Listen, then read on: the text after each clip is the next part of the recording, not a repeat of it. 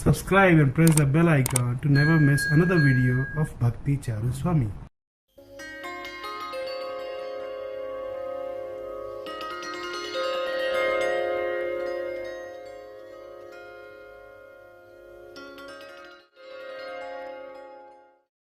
हरे कृष्णा। तो आज जो आप सबको मिलने का अवसर मिला मैं बहुत आनंद हो रहा है, क्योंकि भक्ति ऐसी एक वस्तु है जो जिसको मिलना हर व्यक्ति के लिए बहुत ही जरूरी है, क्योंकि हमारा जीवन सफल होता है इस भक्ति के कारण। जीवन अपना सफल बना ले, भज रे हरि का नाम। भगवान का नाम, भगवान का महिमा कीर्तन करने से ही हमारा जन्म सफल हो जाता है। भज रे हरि का। कैसे सफल होता?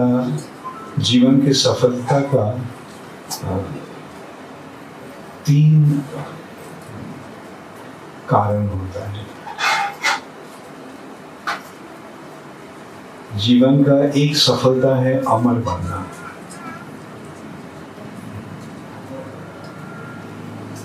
और दूसरी सफलता है सारे ज्ञान प्राप्त होना, और तीसरी है आनंद प्राप्त। क्योंकि हम सब है ही अमर, पूर्ण ज्ञान और पूर्ण आनंदमय, जिसे आप सब जानते हैं सत चित आनंद। हमारे स्वरूप में हम सब सच्चित आनंद। सत का मतलब है नित्य, मतलब अविनाशी, जिसका कभी नाश नहीं होता है। वो हर समय के लिए है और रहेंगे। हम सब चेतन हैं, और चेतना ही ज्ञान की आधार है। और जब हम भगवान के साथ संपर्क जोड़ते हैं या भगवान को पहचान देते हैं, भगवान को पूर्ण रूप से हमारा जानकारी हो जाता है, तो सारे ज्ञान ऐसे ही प्राप्त हो जाते हैं। जस्मिन् विज्ञाते सर्वमेव विज्ञातं भवति। जस्मिन् विज्ञाते, जिनको जानने से सर्वमेव विज्ञातं भवति, सब कुछ की ज्ञान प्राप्त हो जाता है।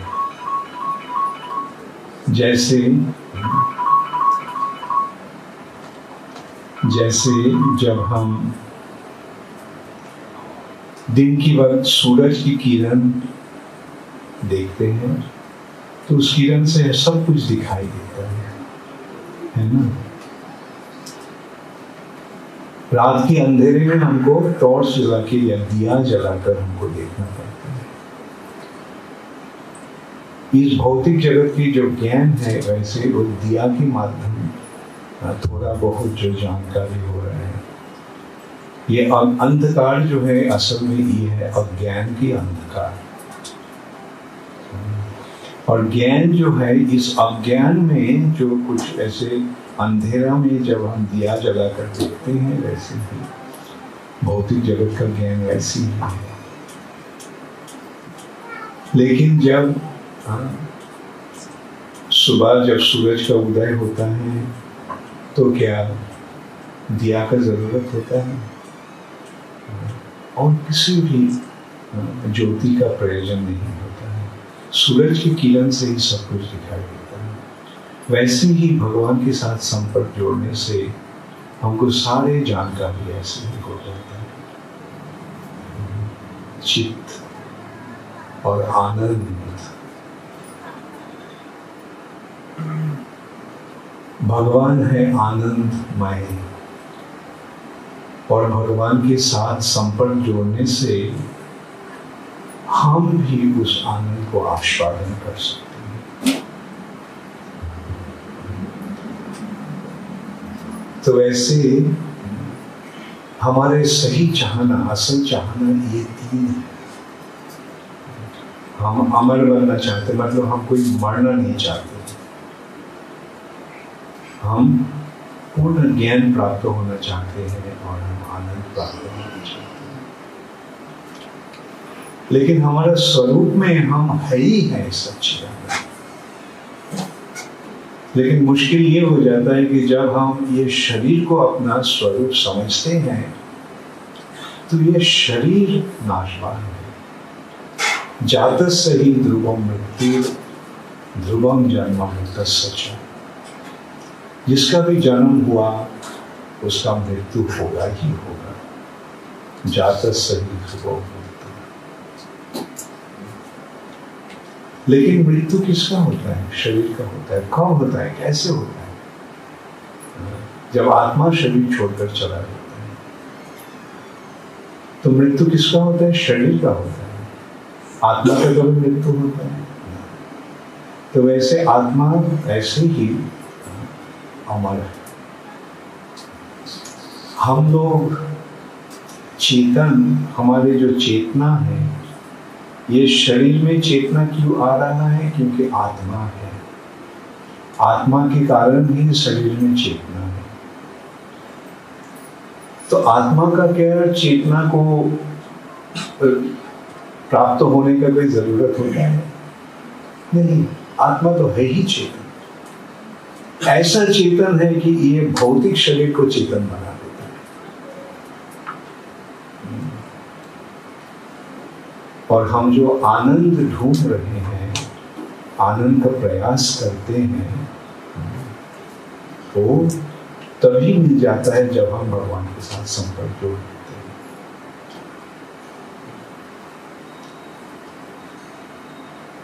तो मुश्किल हमारा ये हो रहा है कि हम लोग अब हमारे शरीर को अपना स्वरूप समझ लेते हैं और शरीर के माध्यम हम ये सच्चिदानंद बनना चाहते हैं। शरीर को सच्चिदानंद बनाना चाहते हैं, जो कभी नहीं होगा, कभी भी नहीं संभव होगा, किसी के लिए भी संभव नहीं होगा।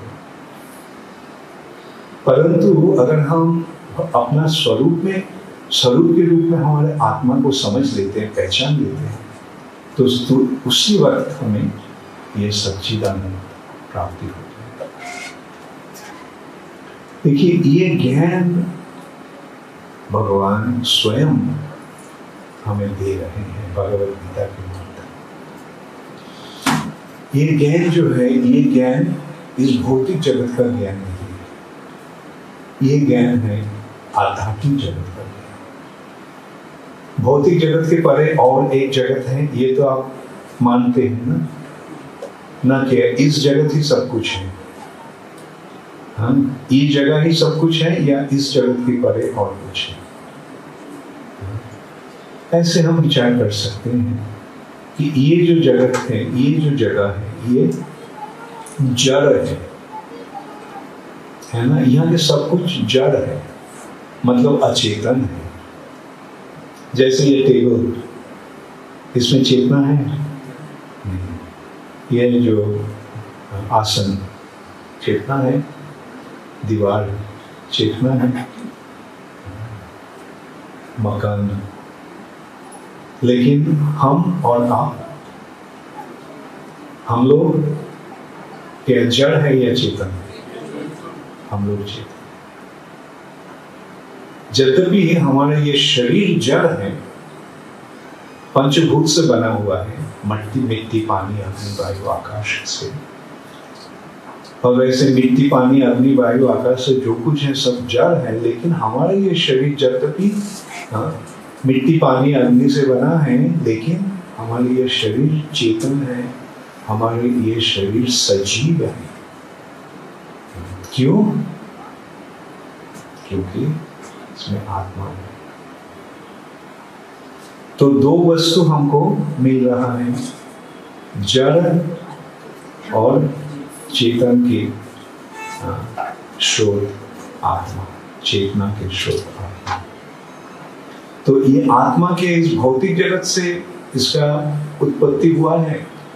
आत्मा के इस भौतिक जगत का वस्तु है नहीं। जो भौतिक जगत को अवैध बना देता है वो कैसे ये भौतिक जगत का होगा? ये साधारण विचार में है ना। जो भौतिक वस्तु अचेतन है उसको चेतन बना रहा है जो आत्मा, वो क्या कभी भौतिक हो सकता है? नहीं। वो और कोई किसी जगह से वो आत्मा आया है। उस जगत को आत्मिक जगत या आध्यात्मिक जगत कहा जाता है या चिन्मय जगत कहा जाता है। ये इस जगत में सब कुछ चेतन है, अचेतन है, और उस जगत में सब कुछ चेतन है। जैसे कि उस जगत में टेबल जो है वो भी चेतन है, उस जगत में मकान जो है वो भी चेतन है, दीवार जो है चेतन है, और जो बैठने का जगह जो है वो भी चेतन है, माइक्रोफोन जो है वो भी चेतन है। वहां अगर माइक्रोफोन हो तो ये है अचेतन जड़ जगत, और वो है चिन्मय जगत। जैसे उस जगत में कैसे सब कुछ चेतन है, भगवान जब सोते हैं तो सर की तरफ क्या रहता है? तकिया रहता है, पिलो। तो तकिया सोचता है मैं हर वक्त भगवान के सर पर ही रहता हूँ, भगवान को पैर का सेवा करने का मौका नहीं मिलता है। तो एक दिन वो तकिया भगवान के पैर की तरफ चला गया। ऐसे वहां सब कुछ चेतन है। जमीन वहां के, जब भगवान चलते हैं तो जमीन नाचने लगती है। जमुना, जब भगवान जमुना में जाते हैं तो जमुना की लहरें भगवान को आलिंगन करने के लिए आ जाती हैं। उस जगत में सब कुछ चेतन है, और उस जगत के मध्यमनी केंद्र है भगवान। भगवान को केंद्र बनाकर ही उस जगत का सब कुछ। तो इस सिलसिले में ये विचार भी हम कर सकते हैं, इस जगत का केंद्र कौन है? कभी सोचे आप, इस जगत का केंद्र कौन है? इस जगत का केंद्र है हम सब सोचते हैं मैं ही इस जगत का केंद्र हूं, और हमको केंद्र बनाकर ही इस जगत का सब कुछ मेरे लिए। और उस जगत का केंद्र कौन है? भौतिक और चेतन चिन्मय, ये दो जगत में जो जगत का अंतर केवल ये है। जिस जगह हम अपने आप को केंद्र बनाते हैं वो है जड़ भौतिक, और जिस जगत में भगवान है केंद्र वो है आध्यात्मिक। तो इस विचार से ये भी हम सिद्धांत कर सकते हैं कि इस जगत को भी हम अगर भगवान को केंद्र बना, इस जगत में भी अगर हम भगवान को केंद्र बनाते हैं तो इस जगत भी आध्यात्मिक बन जाता है। जैसे हम ये मंदिर में आए हैं, इस मंदिर का केंद्र कौन है? भगवान श्री कृष्ण। तो ये मंदिर के भौतिक है या आध्यात्मिक है?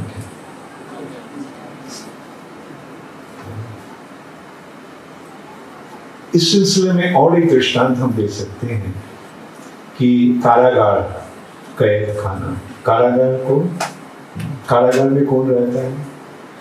कारागार किसके लिए होता है? कैदियों के लिए, जो क्रिमिनल्स हैं, कैदियों के लिए कारागार। कारागार में कैदी को क्या मिलता है? सजा मिलता है। कैदियों को सजा देने के लिए ही है कारागार। लेकिन कारागार में जो भगवान को राजा को राजा के कर्मचारी हैं, वो क्या कैदी हैं। और तो वैसे पहले विचार तो ये है, ये कैद कारागार जो है वो भी राजा का ही है ना, राजा का राज्य का ही एक अंश है। लेकिन इस कारागार का उद्देश्य है सजा, अपराधी को सजा देना, दंड देना। तो इसलिए जो कारागार में स्वाभाविक रूप में जो रहते हैं वो सब है कैदी। लेकिन कारागार में देखभाल करने के लिए राजा का जो कर्मचारी है, यद्यपि वो लोग कारागार में हैं, वो क्या कैदी हैं, वो उसको क्या सजा मिलता है? नहीं। वैसे ही जब हम भगवान के विरोधी होते हैं, भगवान को नहीं मानते हैं, तो इस भौतिक जगत में हमें सजा मिलता है। सजा देने वाली कौन है? माया। माया हमको आधी आत्मिक, आधी दैविक और आधी भौतिक दंड दे रहे हैं, कष्ट दे रहे हैं। आधी आत्मिक शरीर की माध्यम हमें कष्ट मिल रहा है, मन की माध्यम कष्ट मिल रहा है, और किसी में हमको कष्ट दे रहे हैं, आधी भौतिक। और प्रकृति के कारण हमें कष्ट मिल रहा है, जैसे भूकंप हो गया, दाव, आग जल गया, बीमारी, महामारी, ये सारे प्रकृति के कारण हमें सजा मिल रहा है, कष्ट मिल रहा है। तो ये 3 प्रकार का जो दंड है, क्लेश है, कष्ट है, उससे किसी को भी निस्तार नहीं है। चाहे वो कोई भी हो, कितने भी धनवान हो, कितने भी बलवान हो, कितने भी यशस्वी हो, सबको ही ये 3 प्रकार के कष्ट मिलता ही है। और इसके साथ हमारा जो जीवन जो है, उसके माध्यम भी हमें कष्ट मिल रहा है। जन्म, मृत्यु, जरा, डेथ। जन्म कष्टदायक है, बुढ़ापा कष्टदायक है, बीमारी कष्टदायक है, और मृत्यु तो कष्टदायक है। तो ऐसे हमको हर व्यक्ति को यहाँ कष्ट ही कष्ट मिल रहा है। ये ऐसे कौन कष्ट दे रहे हैं? माया दे रही है। ये भौतिक जगत के रखवाली जो है, माया, महामाया, दुर्गा, ऐसे हमें कष्ट दे रहे हैं। लेकिन जो भगवान को शरण ले लेते हैं, भगवान को स्वीकार कर लेते हैं, भगवान के पास अपने आप को समर्पण कर देते हैं, उसके लिए कोई सजा नहीं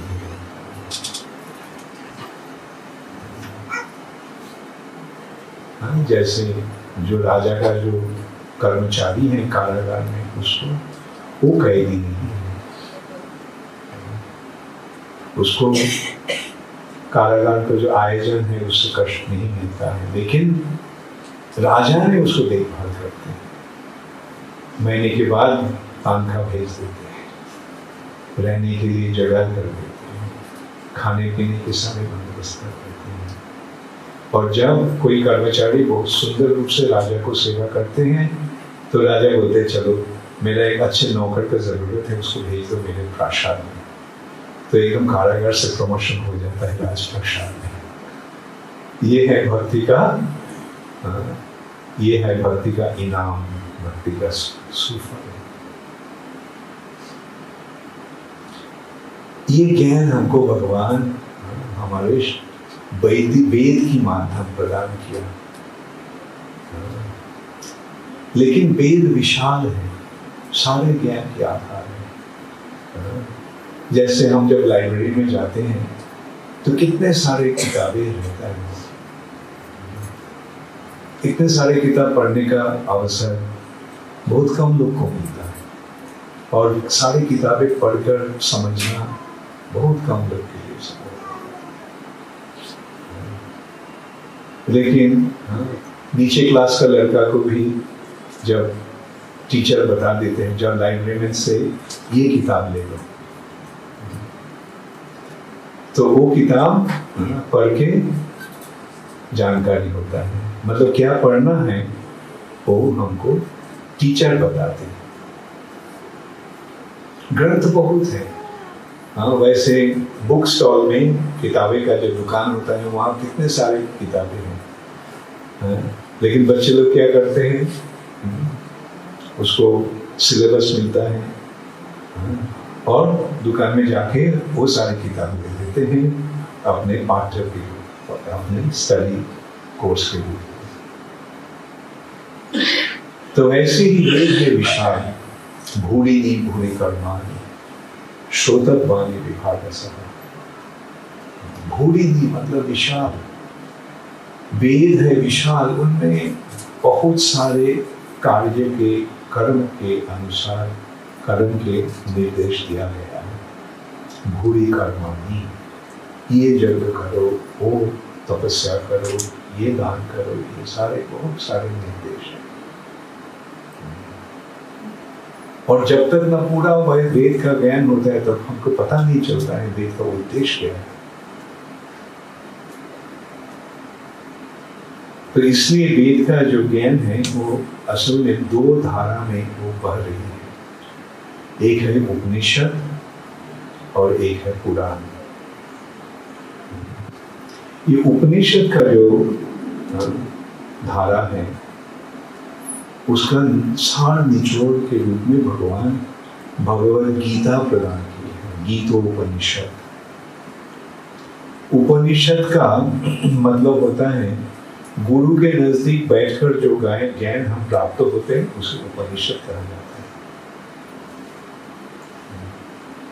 तो यहाँ हम क्या देखते हैं, भगवद गीता कृष्ण गुरु के रूप में शिष्य अर्जुन को ये ज्ञान प्रदान कर रहे हैं।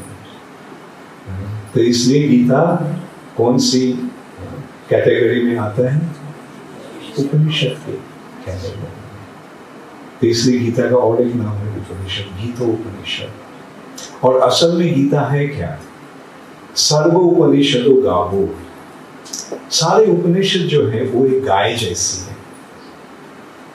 सारे उपनिषद है एक गाय जैसी। दुग्धा गोपाल नंदन।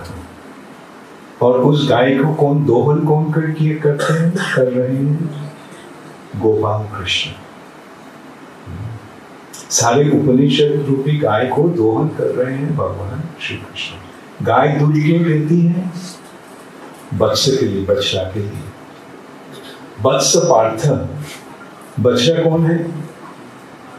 अर्जुन पार्थ, जिसके नाते ये दूध गाय दे रही है।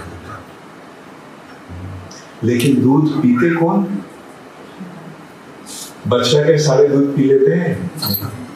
दूध पीते हैं मनुष्य। तो ये गीता रूप जो अमृत है वो कौन पीते हैं? सुधी। जिन व्यक्ति का धी मतलब बुद्धि, विचार की शक्ति बहुत ही बेहतर है, बहुत ही सुंदर, उनके लिए है गीता रूप अमृत। तो इस सिलसिले में हम देखते हैं कि गीता है सारे उपनिषदों का सार निचोड़, भगवद गीता। और एक धारा है वो है पुराण। पुराण का मतलब है भगवान और भगवान के भक्तों के कार्यकलाप का जो वर्णन है उसे पुराण कहा जाता है। तो सारे पुराणों में से सबसे श्रेष्ठ कौन से पुराण है? सारे पुराणों का सार निचोड़ क्या है? श्रीमद् भागवत। जैसे गीता के बारे में कहा गया है सर्व उपनिषदो गावो दुग्धा गोपाल नंदन, वैसे ही श्रीमद् भागवतम के बारे में भी वर्णन किया गया है। निगम कल्पतरुण गलितम फलम। निगम का मतलब होता है वेद।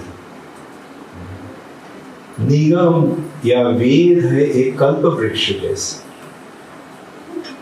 ऐसे ऐसे वृक्ष के पास, पेड़ के पास जब जाते हैं, वो पेड़ जो देता है उसको ही हमको मिलता है। जो फल देते हैं, जो फूल देते हैं, बस वही मिलता है। लेकिन कल्प वृक्ष ऐसी एक वृक्ष है जिसके पास जाकर हम जो कुछ मांगते हैं वही मिल जाता है। ये है कल्प वृक्ष। सो वेद भी वैसे हैं, वेद के पास जाकर हम जो कुछ मांगेंगे मिल जाएगा। तो इस सिलसिले में वेद है एक कल्प वृक्ष जैसे। निगम कल्पतरोर और गलितम फलम, एकदम पक्का फल। और वो फल भी सुखदेव गोस्वामी का मुखामृत से संयुक्त हुआ है, मिला। शुक मुखाद अमृत द्रव समृत। वेद रूप कल्प वृक्ष का फल है ये भागवतम, श्रीमद् भागवतम। और वो श्रीमद् भागवतम सुखदेव गोस्वामी का मुखामृत से युक्त हुआ है। मुंह का जो अमृत मतलब सुखदेव गोस्वामी ने इसका वर्णन किया है परीक्षित महाराज के पास। सुख मुखार अमृत द्रव समृत। और ऐसी जो फल है, इस फल को कौन खाते हैं? पीवत भागवतम रसमालयम। ये सारे रसों का आधार जो है, ये श्रीमद् भागवतम को आस्वादन करते हैं, जो रस को आस्वादन करने वाला है। मतलब भगवत तत्व ज्ञान प्राप्त रूप जो रस जो आस्वादन करते हैं, उनके लिए है श्रीमद् भागवत। तो हमको दो ग्रंथ मिल गए हैं, उपनिषद के सार निचोड़ के रूप में भगवत गीता और पुराण के सार निचोड़ के रूप में भागवत पुराण। तो हमारे परमनाथ गुरुदेव श्री प्रभुपाद इस दोनों ग्रंथ के आधार पर अपना शिक्षा प्रदान किए हैं। Bhagavad Gita as it is and Shrimad Bhagavat. प्रधान मुख्य रूप से ये दो ग्रंथ ही प्रभुपाद की शिक्षा की भित्ति। तो गीता है प्राथमिक पाठ और भागवतम है एडवांस्ड कोर्स। प्राथमिक पाठ में हमको क्या मिलता है? प्राथमिक शुरू में हमको क्या जानकारी होता है, वो गीता में मिल रहा है। कैसे? गीता का शुरुआत में अर्जुन प्रश्न कर रहे हैं। गीता के पटभूमि कैसी है? कुरुक्षेत्र युद्ध शुरू होने वाला है। दो पक्ष आ गए हैं कुरुक्षेत्र के रण क्षेत्र में, और अर्जुन कृष्ण को बताया ये दोनों सैन्य के बीच ये रथ को ले जाइए, क्योंकि हम देखना चाहते हैं कि किसके साथ हमको लड़ाई करना हो।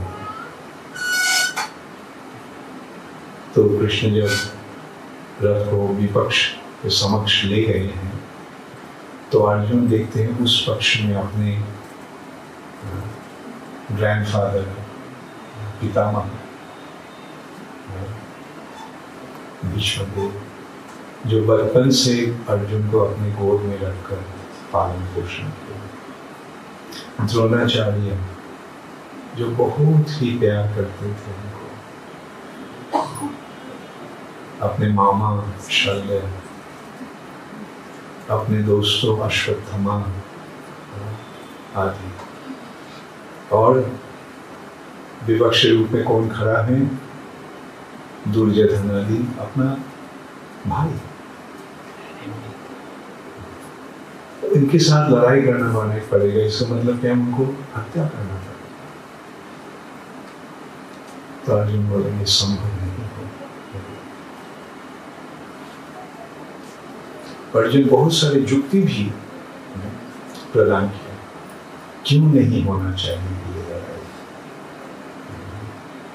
कथम भीष्मं अहं संख्ये द्रोणं च मधुसूदनं ईशु भी प्रतियत स्वामी पुजार ईशु।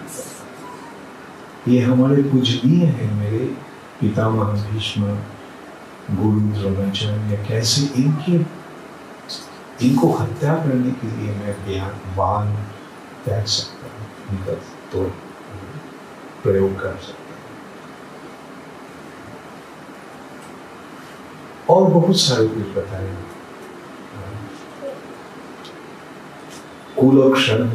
कुलक्षय प्रणशन कुलधर्माशना। ये कुल, ये समाज को रक्षा करने वाले जो व्यक्तिगण हैं, वो जब उनका जब मृत्यु होगा तो ये समाज को राह कौन दिखाएंगे, समाज को रक्षा कौन करेगा।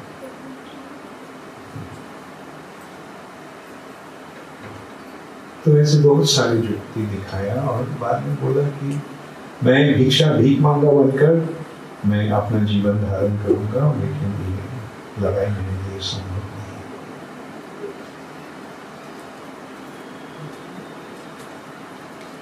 देखिए, पहले ही ये लड़ाई रोकने के लिए बहुत ही प्रयास, बहुत ही चेष्टा हुआ था।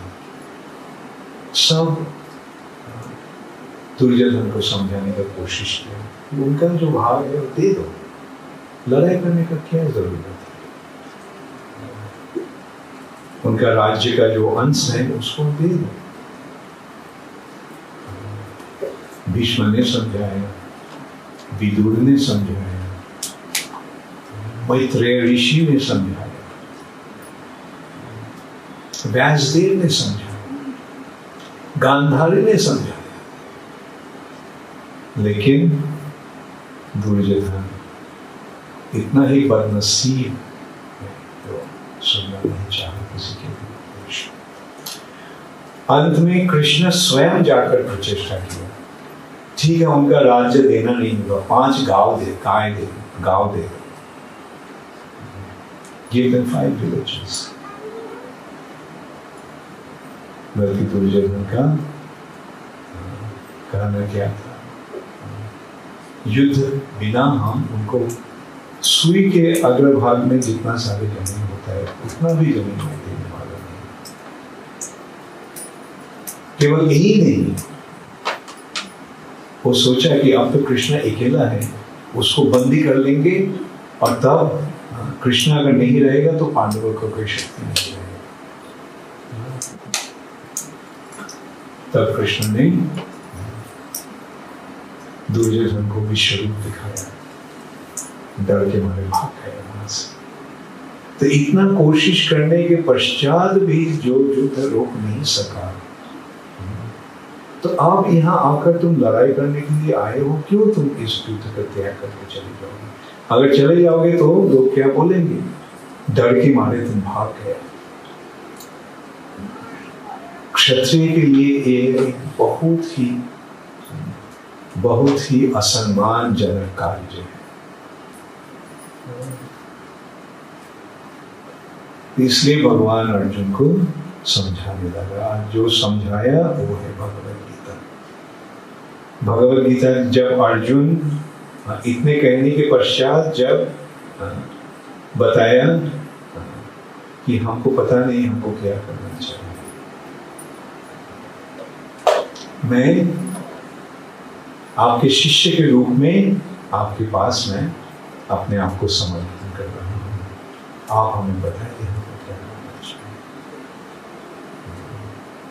शिष्यस्ते हम शाधि मांगता प्रपन्नम का मतलब है मैं अपने आप को आपके पास समर्पण कर रहा हूँ, आप बताइए हमें क्या करना चाहिए।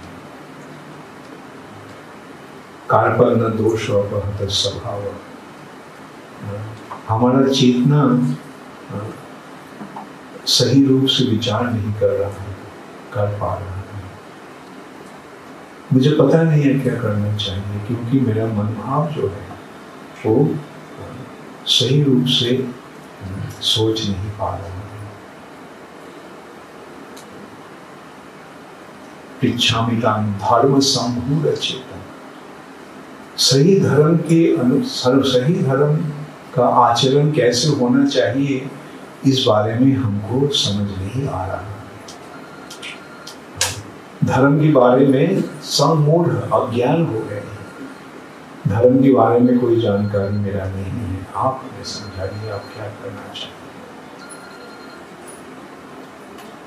तब भगवान अर्जुन को समझाना शुरू किया। असोचन अनुशोचस्तन प्रज्ञावादंश भाष्य। बड़े पंडित जैसे बातें कर रहे हो, लेकिन जिस विषय के लिए शोक नहीं करना चाहिए उसके बारे में शोक कर रहे हो। मतलब तुम अज्ञान में हो और एक ज्ञानी जैसे बातें कर रहे हो। अज्ञान क्या है? ये शरीर के बारे में तुम सोच रहे हो, जो है अज्ञान। और बातें कर रहे हो कि ये समाज का क्या होगा, ये पृथ्वी का स्थिति कैसी होगी। प्रज्ञावादंश की भाषा से प्रज्ञावादन, पंडित जैसे बातें कर रहे। लेकिन गतासु न गतासुंश्च नानु शोचन्ति पंडितः। गतासु न अगतासुंश्च, जो जाने वाला है, जो नाशवान है और जो अविनाशी है, इस बारे में जिनको जानकारी है वो है पंडित। और इस ज्ञान का सूत्रपात कहाँ कैसे हो रहा है? अर्जुन, कभी ऐसा समय नहीं था जब मैं, तुम और ये सामने खड़े हुए लड़ाई करने के लिए जो राजागण आए हैं, ऐसे कभी समय नहीं था जो हम लोग नहीं थे, और ऐसे कम समय कभी नहीं रहेगा जब हम नहीं रहेंगे। वो कौन है? वो है आत्मा, वो है हमारा स्वरूप। ये शरीर जो है, ये शरीर एक वस्त्र जैसे है, वस्त्र जैसे है। जीर्णानि वाशांशी जथा विहाय नवानि गृह्णाति नवः। कपड़ा जब गंदा हो जाता है या पुराना हो जाता है तो हम क्या करते हैं? तो पुराना कपड़ा उतार कर हम नया कपड़ा पहनते हैं। तो ऐसे शरीर जब पुराना हो जाता है तो पुराना शरीर छोड़कर हम नया शरीर धारण करते हैं। तो पुराना शरीर की जगह अगर नया शरीर मिलेगा तो इसमें अफसोस का क्या बात है।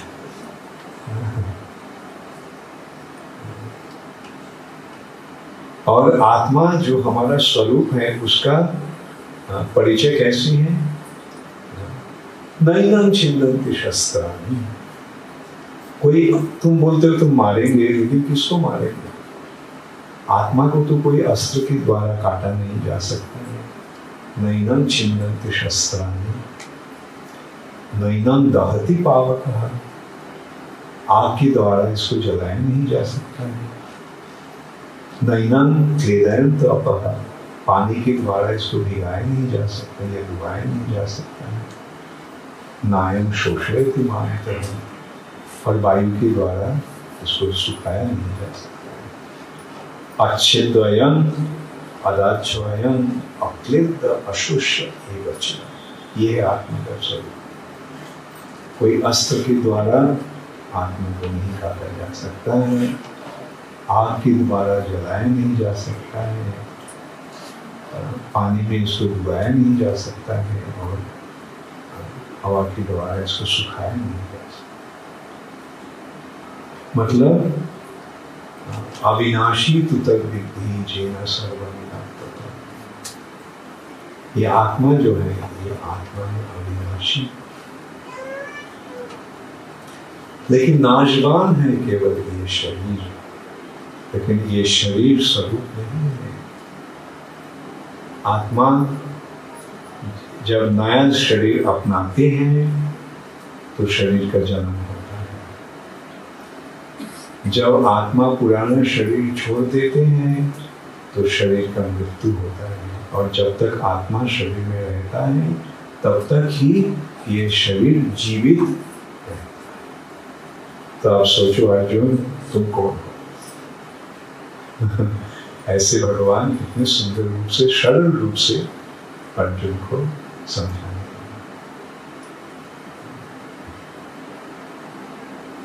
और ऐसे ज्ञान प्रदान करने के पश्चात भगवान अर्जुन को बताया, अर्जुन इस ज्ञान हम सबसे पहले सूर्य देव विवस्वान को दिया था।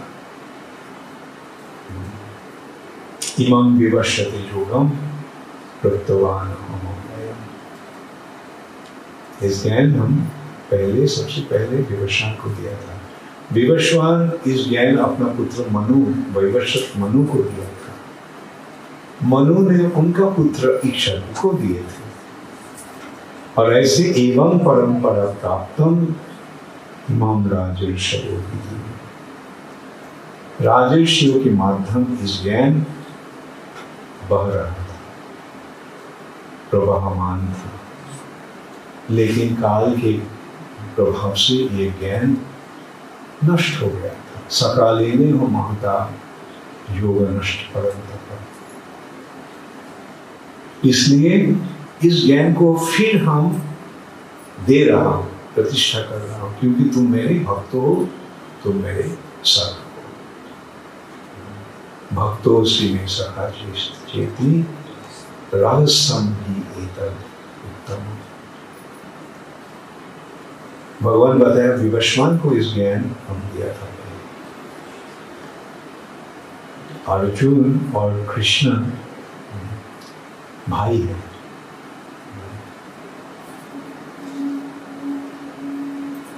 समान उम्र के हैं, इसलिए उनके बीच बहुत गहरा दोस्ती है। इस रूप से अर्जुन भगवान कृष्ण को देख रहे थे और अब कृष्ण कह रहे हैं कि मैं इस ज्ञान विवस्वान को दिया। तो अर्जुन के मन में स्वाभाविक प्रश्न आया, विवस्वान का जन्म तो बहुत पहले हुआ था, आपका जन्म तो कुछ साल पहले हुआ था। तो कैसे मैं कथम एतद् विजानीयाम तमादौ प्रोक्तवानि, कैसे मैं समझूं कि आप इस ज्ञान विवस्वान को दिए थे।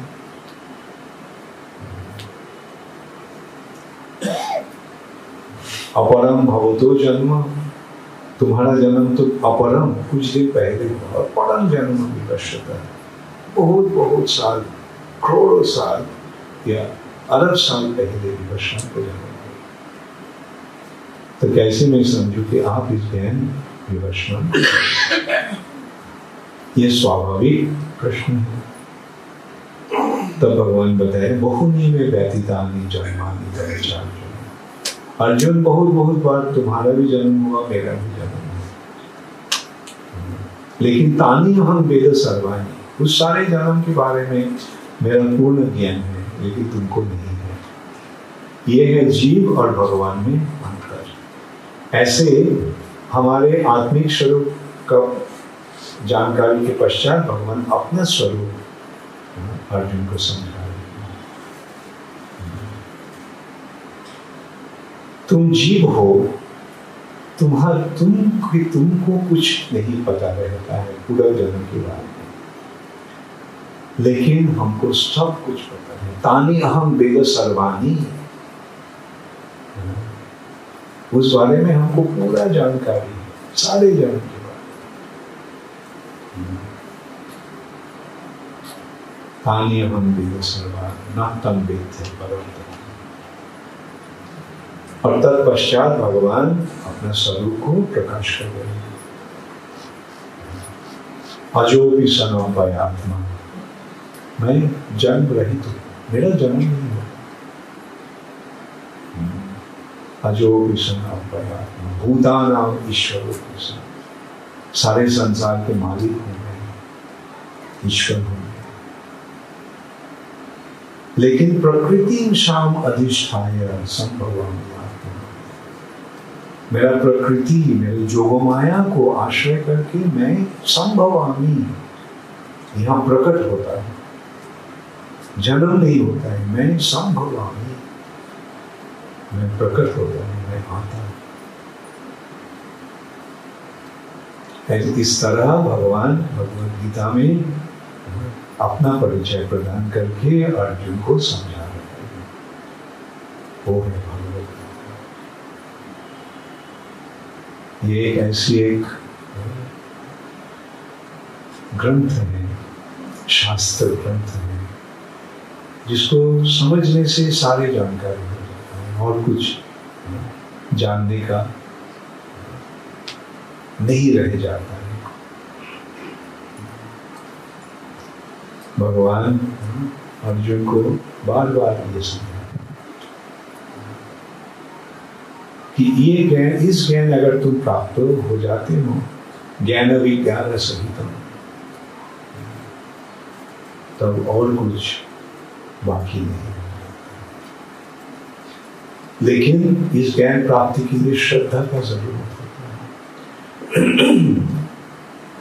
जो श्रद्धाशील नहीं है,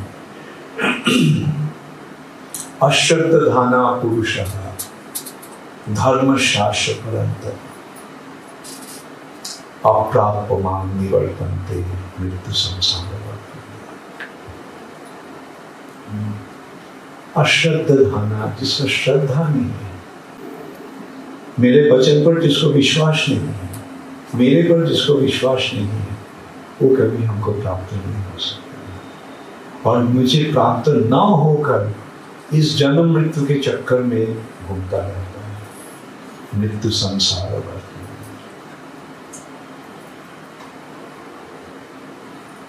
लेकिन महात्मानस्तु मां पार्थ दैवी प्रकृति भाषा,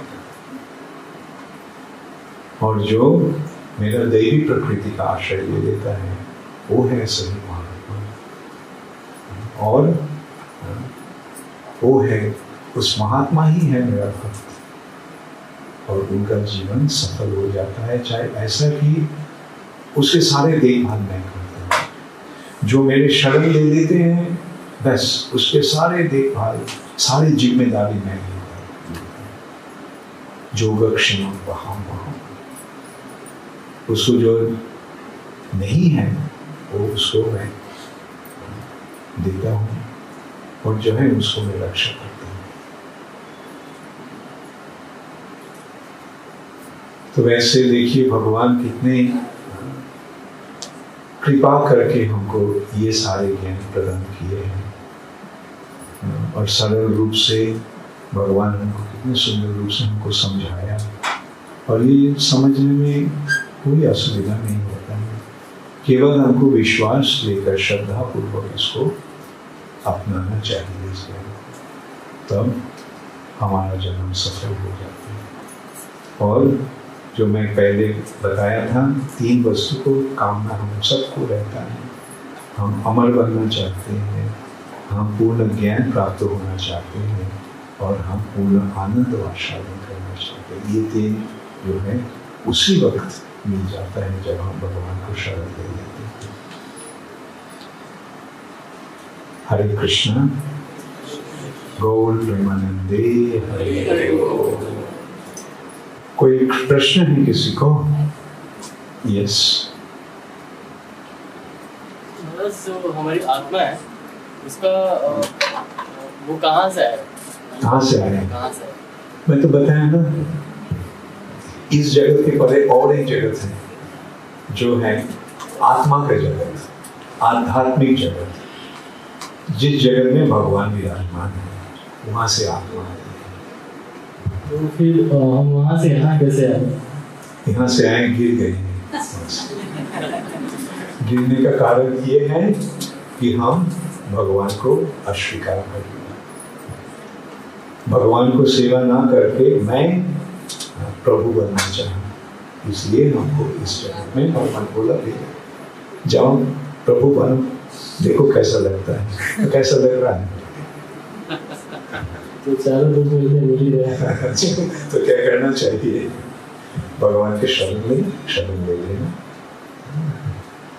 कैसे हम यहाँ गिरे हैं पता नहीं, क्योंकि गिर तो गए हैं, तो अब क्या करना है? वहां वापस जाना है। तो महाराज एक और प्रश्न है कि जैसे आपने बताया कि भगवान को सारे जन्म के बारे में पता है, हमें नहीं पता है, अर्जुन ने जब पूछा हमें तो बताया कि मेरे को सारे जन्म के बारे में पता है लेकिन तुम्हें नहीं पता है। तुम्हें क्या पता है? सारे जन्म जो है सारे जन्म के बारे में वो भगवान बताएंगे। उनको मतलब पास्ट फ्यूचर और प्रेजेंट सब पता है। बट जैसे हम भी बहुत सारे जन्म लिए हैं तो हमें क्यों नहीं याद रहता है? क्योंकि हम भगवान नहीं हैं इसलिए। हम भगवान होते हैं तो सारे जन्म के बारे में हमको भी पूरा जानकारी रहता था। जैसे कृष्ण बता रहे हैं ये भगवान और हम में अंतर है। हम है जीव, भगवान है परमेश्वर।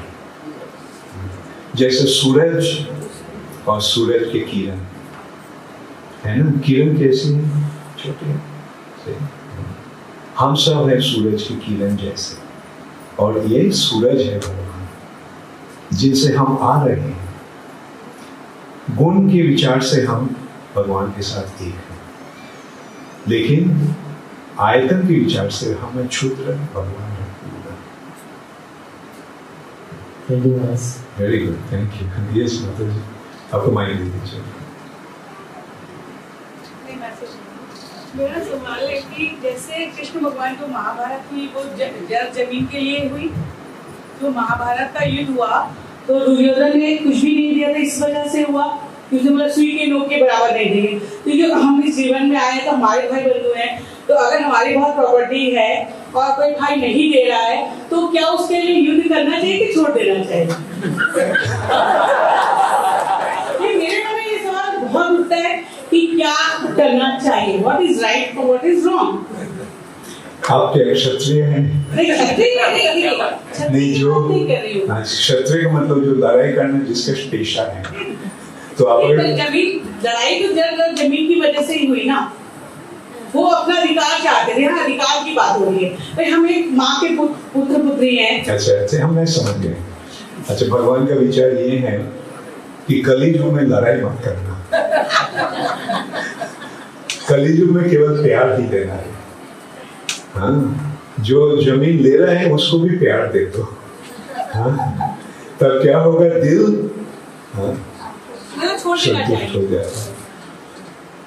ये देखो, कलियुग जो है कलह का युग है, विद्वेष का युग है। कलिश्च कलह प्रिय।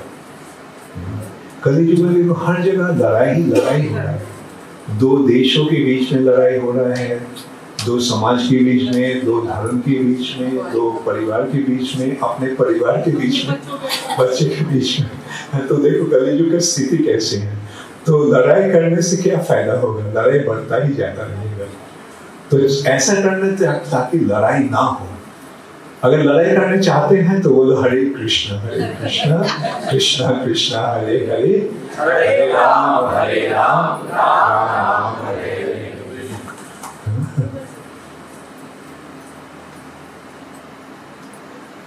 और देखो क्या लड़ाई करके फायदा क्या है? अर्जुन के ये कुरुक्षेत्र का लड़ाई अर्जुन को जमीन प्राप्ति के लिए नहीं, राज्य प्राप्ति के लिए नहीं, धर्म संस्थापन के लिए हुआ था। एक साइड में जो धार्मिक भक्तगण और दूसरी तरफ जो भगवत विद्वेषी असुर राक्षस। तो इन दोनों के बीच लड़ाई के पश्चात धर्म का संस्थापन हुआ। ये है असल कारण कुरुक्षेत्र, जो जिसके जब धर्म के लिए या भगवान के लिए जब लड़ाई होता है तो एक विचार है, और हमारे अपने प्रतिष्ठा के लिए, अपने प्राप्ति के लिए जो लड़ाई है वो डिफरेंट है। Thank you. हरे कृष्ण। प्रभु जी, दोपहर में हरे कृष्ण, जैसे दोपहर में हुआ था उसमें मुझे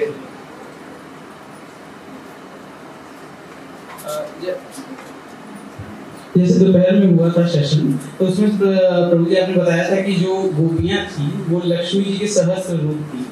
और जैसे मैं एग्जांपल तो नहीं दूंगा, लेकिन जो हम लोग बचपन में देखते थे टीवी सीरियल या ऐसा कुछ, तो मैं उसका एग्जांपल नहीं ले रहा हूँ, लेकिन मैं जानना चाह रहा था। जैसे हमने देखा है कि ऋषि मुनियों ने बहुत तप किया भगवान का सानिध्य पाने के लिए, उस तरह से तो उनको वो जन्म मिला। तो इसमें से कौन सा सही है? हाँ, बहुत बहुत अच्छा, बहुत वेरी गुड क्वेश्चन।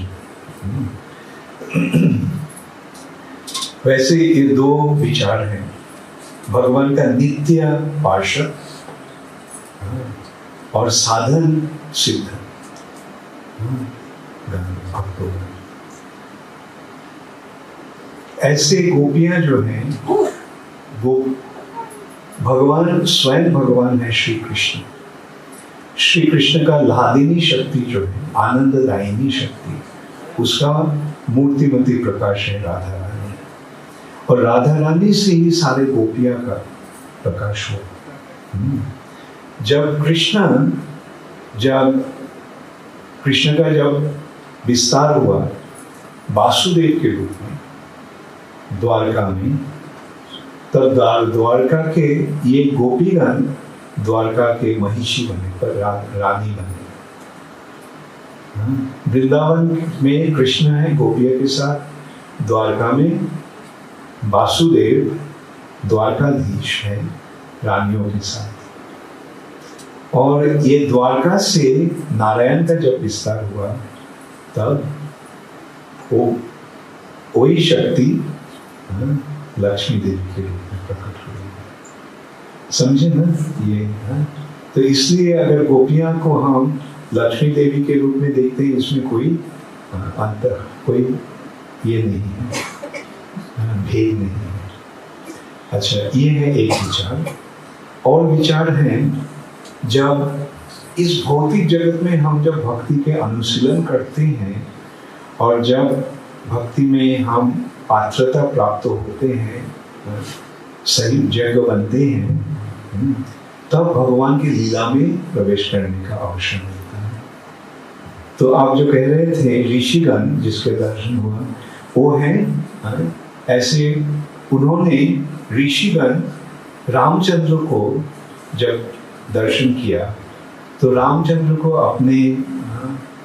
अपने प्रभु के रूप में प्राप्त होने का वासना किया। तो रामचंद्र का तो उस लीला में केवल एक ही पत्नी है, तो रामचंद्र आश्वासन दिए थे कि जब मैं कृष्ण लीला में आऊंगा तब आप सब हमारे साथ आ सकेंगे। तब ये ऋषिचारी गोपी, ऋषिगण गोपी बने। ऐसे बहुत सारे गोपियां हैं। एक है श्रुतिचारी गोपी। श्रुति मतलब वेद, उपनिषद, 108 उपनिषद। सो उपनिषद के व्यक्तिगत रूप में उनको पता चला कि भगवान श्री कृष्ण ही है परमेश्वर भगवान, और उनके साथ जो मधुर लीला है वही सर्वोत्तम लीला। तो उपनिषदगण भी उस लीला को आस्वादन करने को वासना किया। तब उपनिषदगण को भी गोपी की स्थिति प्राप्त हुई। जब रामचंद्र अयोध्या में, जब मिथिला में सीता जी को विवाह किया, तो मैथिली रमणीगण भी रामचंद्र को पति के रूप में प्राप्त होने का इच्छा किया। तो रामचंद्र उनका भी मन वासना पूर्ण किया कृष्णचंद्र के रूप में। जब सीता देवी को ब्याह करके जब अयोध्या में आया, तो अयोध्या के रमणीगण भी रामचंद्र के पति के रूप में प्राप्त होने का इच्छा किया। तो रामचंद्र उनको भी अयोध्यावासिनी गोपी के रूप में इस लीला में अंश ग्रहण करने का अवसर दिया। इस सिलसिले में वर्णन हुआ है गर्ग संहिता में कि गोपियों का संख्या केवल 16,108 ही नहीं, लाखों भी नहीं, करोड़ों भी नहीं, अगणित गोपियों के साथ कृष्ण रासलीला विलास कर रहे थे। समझे? ठीक है। तो टीवी में जो देखा वो भी ठीक है। हरे कृष्ण। और कोई प्रश्न है किसी को? अच्छा, पीछे एक प्रश्न है, आप माइक्रोफोन लीजिए।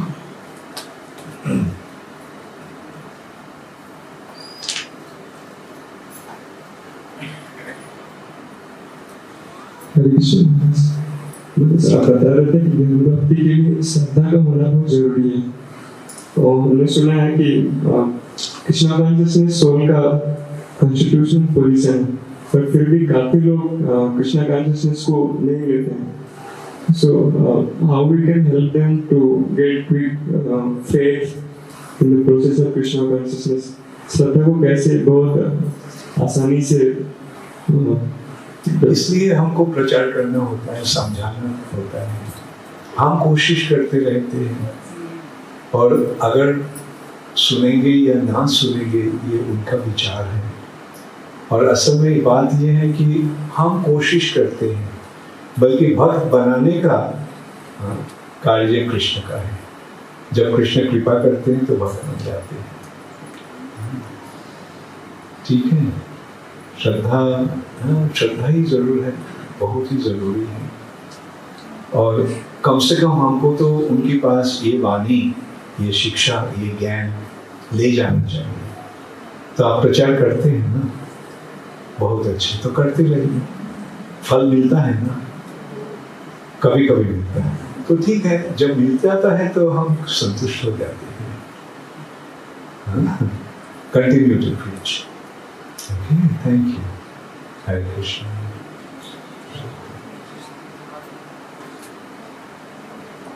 हरे कृष्ण। धन्यवाद प्रणाम प्रभु महाराज।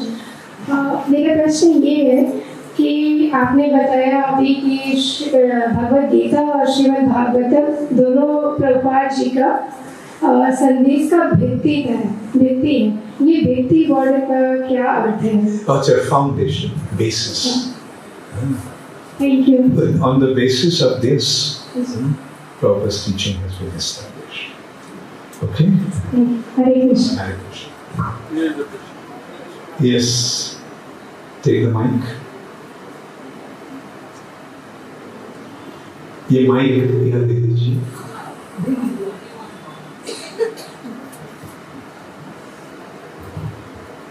पीछे को किसी का प्रश्न है क्या? अच्छा,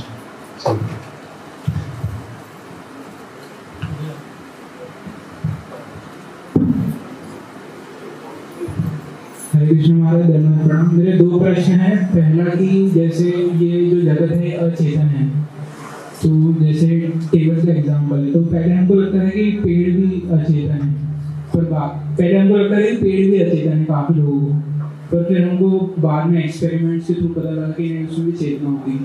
तो कई स्टोन्स में भी होती है जिसमें बहुत लिमिटेड कॉन्शियसनेस होती है, जिसको हम डिटेक्ट नहीं कर पाते हैं। या जैसे कोई इंसान मर भी रहा है तो हम डिटेक्ट नहीं कर पाते, वो कोई मशीन रहती है वो बता दे कि हाँ ये स्टिल अलाइव है।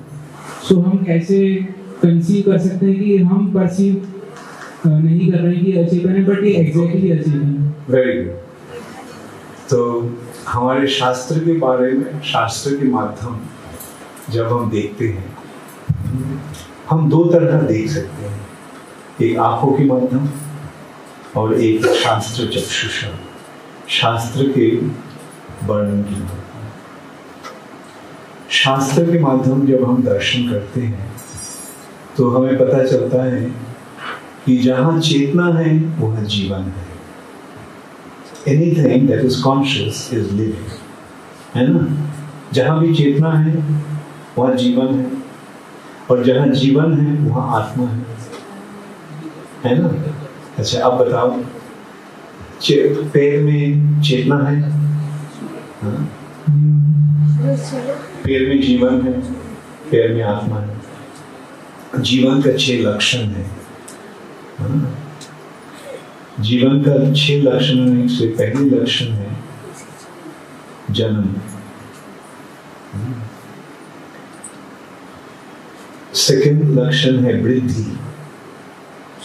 एक बीज, चले जाइए आप।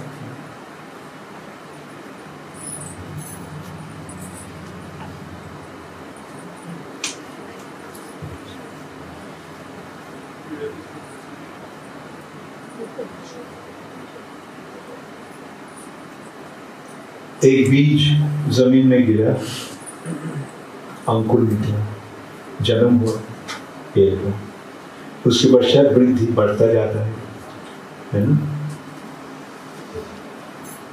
जहाँ भी जीवन है वहाँ जन्म होता है, और जन्म के पश्चात वृद्धि, वृद्धि के पश्चात परिवर्तन। जैसे हेमंत काल में पत्ते गिर जाते हैं और बसंत पे नया पत्ता आ जाता है, फूल आते हैं, फल आते हैं, परिवर्तन। तत्पश्चात प्रजनन, मल्टीप्लिकेशन, रिप्रोडक्शन। फल निकला, फल के अंदर बीज है, वो बीज में एक पेड़ है ना। उसके पश्चात अवक्षय, क्षय, बुढ़ापा, और तत्पश्चात मृत्यु। जहां भी जीवन है ये 6 लक्षण है, और जहां भी ये 6 लक्षण है वहां जीवन है। पैर का जन्म होता है, पैर बढ़ता है, पैर का परिवर्तन होता है,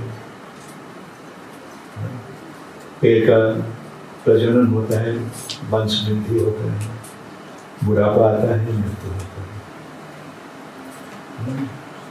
तो इस विचार से हमको पता चलता है कि कौन सजीव है और कौन जड़ है। ये पेड़ भी लकड़ी है, ये टेबल भी लकड़ी है। हम कह सकते हैं कि टेबल का जन्म हुआ था कारपेंटर की फैक्ट्री में, लेकिन टेबल का वृद्धि होगा, टेबल का परिवर्तन होगा, टेबल का रिप्रोडक्शन होगा। तो ये है जीवन का लक्ष्य।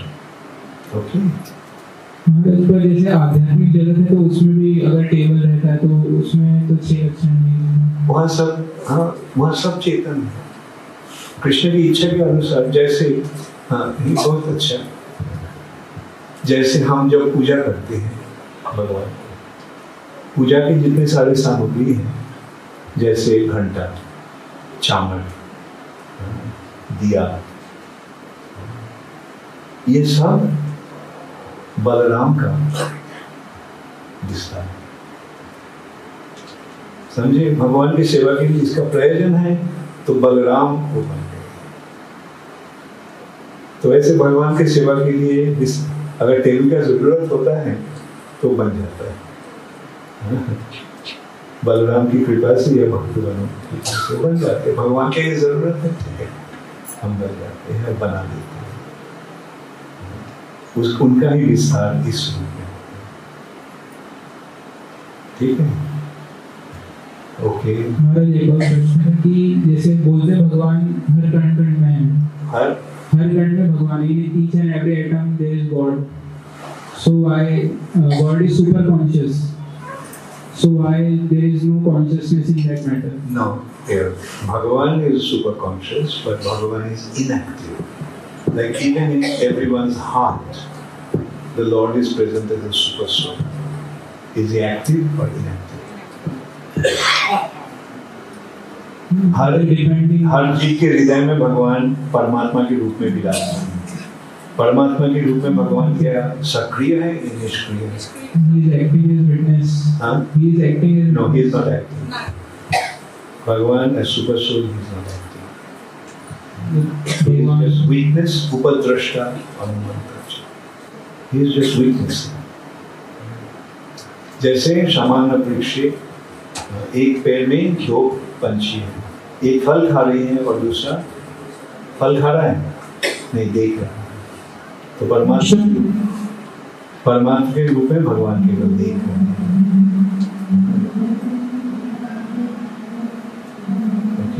लेकिन जब भक्ति की बात, क्या हो रहा है, जो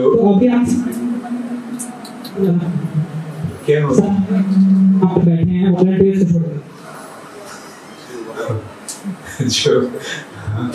जब भक्ति के माध्यम जब हम अपना प्रेम भगवान को अर्पण करते हैं तो भगवान और परमात्मा के रूप में नहीं रहते हैं, तो भगवान में रहते हैं। मतलब रेसिप्रोकेशन शुरू करते हैं। जब प्यार के माध्यम, जब हम भगवान के प्रति विमुख हैं, भगवान परमात्मा के रूप में हमको देख रहे हैं, जब भक्ति के माध्यम हम भगवान के प्रति उन्मुख होते हैं तो भगवान बन के हमारे साथ रेसिप्रोकेशन करना शुरू करते हैं। ये क्वेश्चन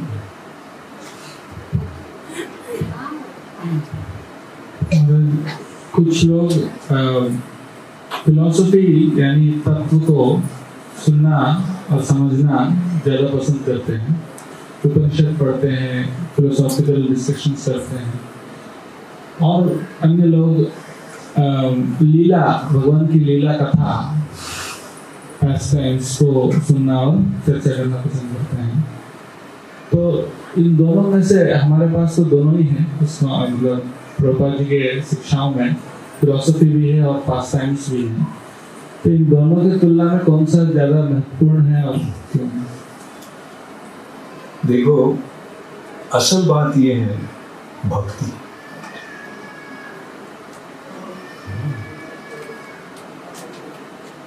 बारह अध्याय में शुरुआत में अर्जुन का क्या प्रश्न था? जो आपका निराकार का उपासना करते हैं और जो आपके भक्त हैं, दोनों में से कौन श्रेष्ठ? तो भगवान क्या बताए? बोले भक्त ही श्रेष्ठ है। Philosophical speculation, they are so concerned, they are absorbed with their own intellectual pursuit.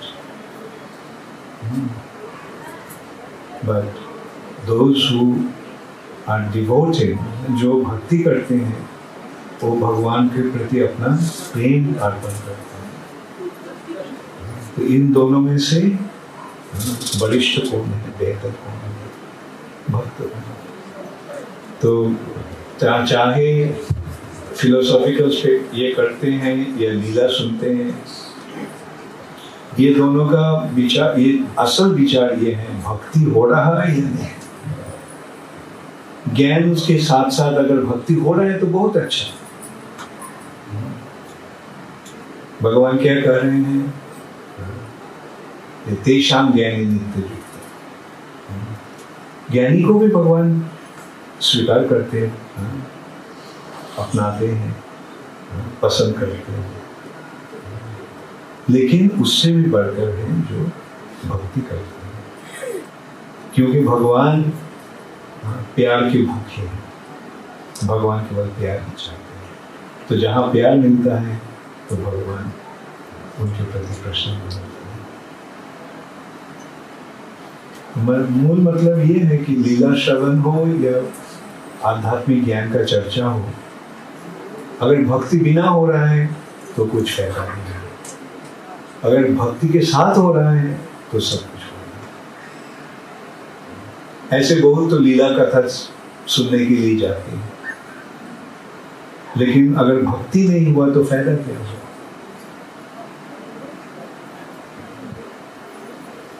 तो मूल विषय ये है कि भक्ति ही है। भक्ता माम अभिजानाति। सारे ज्ञानियों में से, योगियों में से कौन श्रेष्ठ है? जो भक्ति के साथ भगवान को प्यार करते हैं। ये है भगवान की शिक्षा का आसान निचोड़। भक्ति क्या है? मुझे कहना है पता चले कि मैं भक्त हूँ या नहीं। प्यार है दिल में। हाँ। किसको दे रहे हैं? मतलब समर्पण भगवान के प्रति। जब वो समर्पण भगवान के प्रति होता है तो वो है भक्ति, है ना? नहीं तो कैसे पता चले कि आई एम अ रियल भक्त और ना? प्यार हो रहा है तो अगर प्यार हो रहा है तो रियल भक्त बन चुके हैं। भक्ति का मतलब है प्रेम।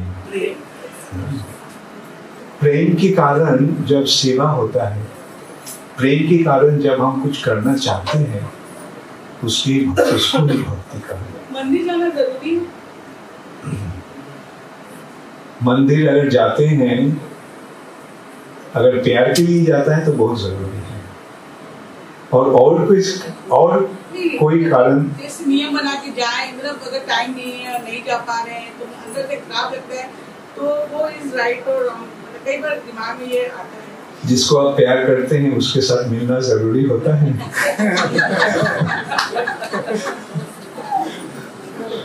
जब हम भगवान को प्यार करते हैं तो भगवान को मिलने के लिए बहुत ही इरादा होता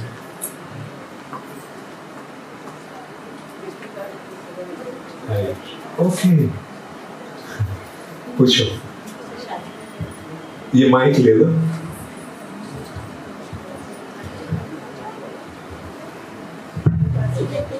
भगवान कहाँ से आए? भगवान कहाँ से आए? भगवान हर जगह में है। भगवान कहाँ से नहीं आते हैं? भगवान हर जगह रहते हैं। जैसे कि तुम्हारे दिल में भी है ना? दिल में है, वेरी वेरी गुड।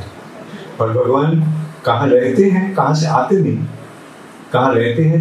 भगवान वृंदावन में रहते हैं, गोलोक वृंदावन। तुम जाओगे वहां? ठीक है, बहुत अच्छा। थोड़ा बड़े हो जाओ तब जाने का अवसर मिलेगा। ठीक है, बल्कि अब से ही जाने का प्रयास शुरू करो। जाने का शुरुआत होना चाहिए। ठीक है, very nice question. Okay, Hare Krishna. So I'll end now to